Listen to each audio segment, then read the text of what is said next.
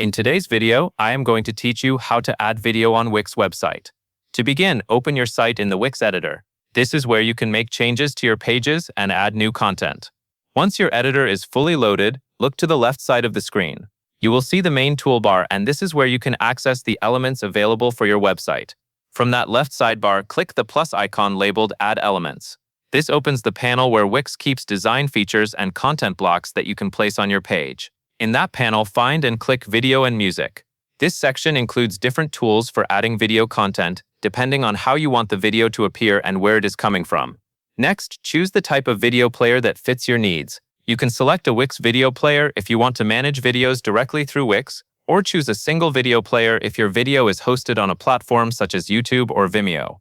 Take a moment to pick the option that matches the kind of video you plan to use. After selecting your player, drag it onto your page and place it in the area where you want the video to appear. You can usually move it around and resize it later, so do not worry about getting it perfect on the first try. Just make sure it is positioned in a spot that works well with the rest of your page layout. Once the player is on the page, click Change Video or Manage Videos depending on the player you added. This is where you will either upload your video file or paste in a video link. If you are using a hosted video from another platform, make sure the link is correct so the video displays properly.